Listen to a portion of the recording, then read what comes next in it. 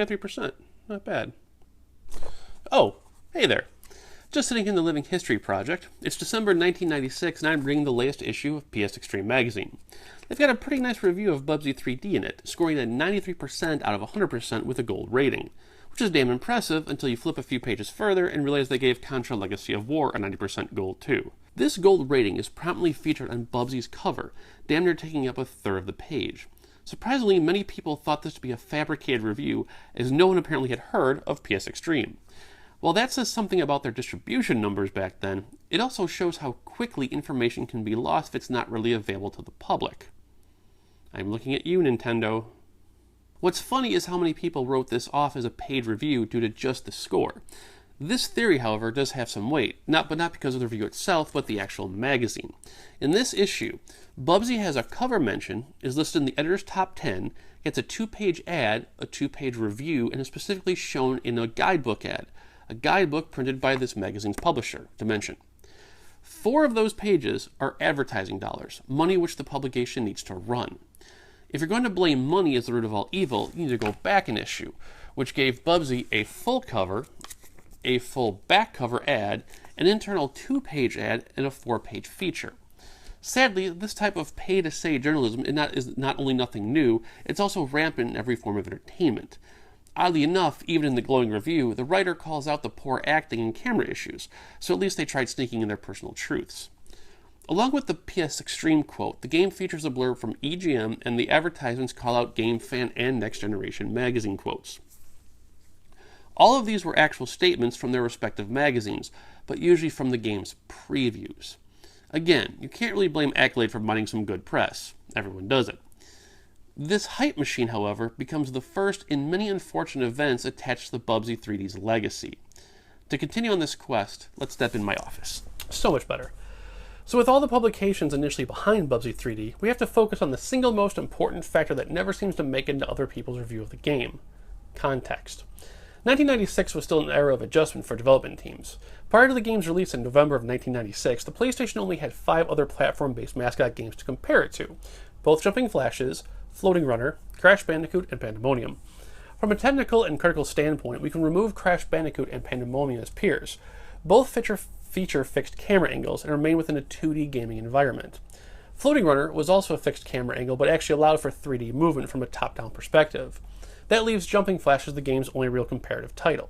This is actually pretty funny, as one of the main complaints in Bubsy over the years has been the camera angle switch. That is, as you jump, the camera moves above you to get a better view of the platform below you. Jumping Flash actually started that trend a year earlier on your third jump, and no one seemed to complain. So with very little to compare it to, Bubsy should have had a better chance at life, except for one very small problem: the delay of the N64. Now if you just went, what? Let's take a step back to 95. The Nintendo 64 is slated for that Christmas, and everyone's excited. Bubsy 3D is still a year away. In May of 95, Nintendo announces that the Nintendo 64 is going to be delayed until April of 1996. This was ultimately delayed further and finally released at the end of September 96, just 2 months prior to Bubsy's release. The impact Mario 64 had on gaming history, both in gameplay, concept, and presentation, is obvious and needs no explanation here, but its release date is the real kitty killer. With a platform switch from the 32X already under its belt, a difficulty in learning 3D development tools, and Accolade breathing down their necks to get the game launched, Eidetic had their hands tied. Manufacturing can take up to 2 months of lead time, which meant Bubsy would have had to been either shipped then and there to make the holiday release window, or be delayed until next year and miss their shot. Accolade hedged their bets and sent it to market. The results were not kind, with many reviews claiming it to be a poor Mario 64 clone, despite already having been in development when Mario 64 was first revealed to the world. Now, imagine the 64 being released as it should have been in holiday 95. There would have been enough time for Accolade to reconsider the launch window and allow the developers the extra time to retool the game as needed, especially in understanding and adapting the use of Mario's groundbreaking, free-flowing 3D camera that had never been seen before. To put this what-if situation into perspective, after Bubsy, the next platform game for a mascot wouldn't hit until a year later with the canceled Yoshi turned into Croc game, and then a half a year after that with Gex 2. Within the context of mismanaged hype, the unlucky timing of coming after a legendary game, and the dash of development hell, it's only now that we can truly review Bubsy 3D. The gameplay is pretty straightforward. It's a classic platformer approach where the goal is to collect items for various reasons. First, there are Atom symbols, which act as his versions of Mario coins. Collecting 100 will give you a free life, and collecting 150 opens up a bonus round option for more atoms and points. More importantly, however, are finding all the rocket ship parts so that you can get off the planet Rayon. There are 2 pieces per level for a total of 32 rocket parts across 16 stages. These ship parts are the main purpose of the game, and you'd be shocked to realize how many people don't grasp that fact. Seriously, after this video, go look at how many of the naysayers overlook this part of the game.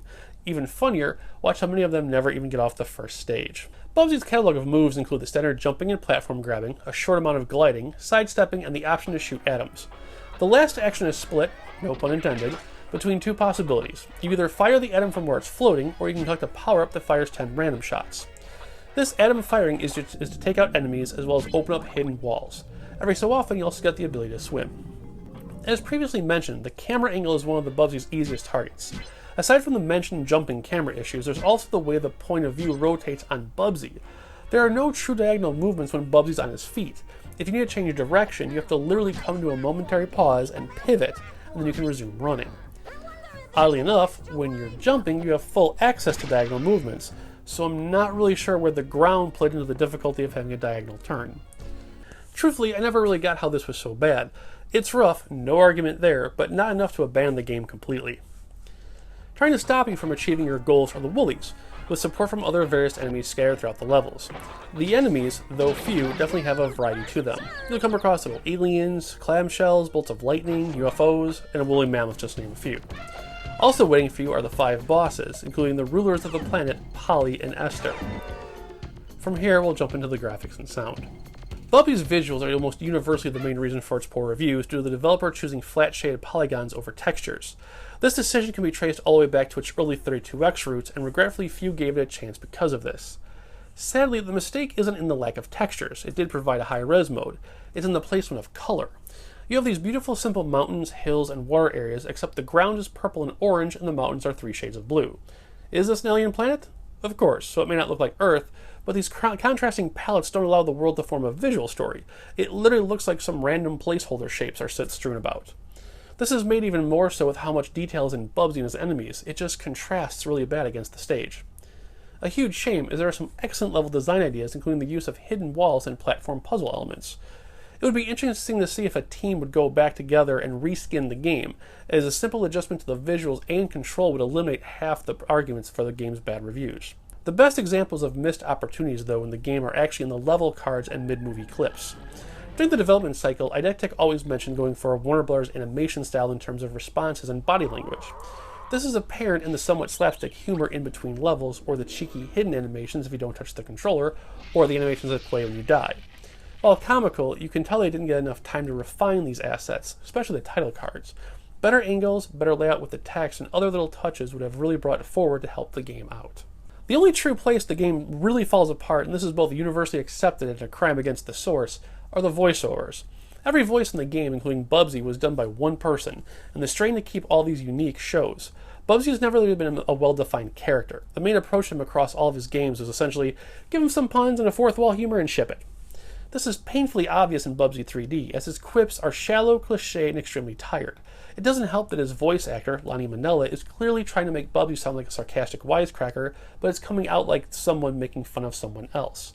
A crime, as Lonnie has done a lot of great video game work in the past. Bubsy 3D's life story is one of rotten luck, poor timing, development missteps, and wrong choices. Despite all the negativity, if given half the chance, there really are some fun moments to be had in the game. Is it the worst game or one of the top 25 worst games of all time? God, no. Is it a great game? No. But it's a decent game that deserves a decent chance, if only for a couple of levels. There really are some cool things to do with the platforms.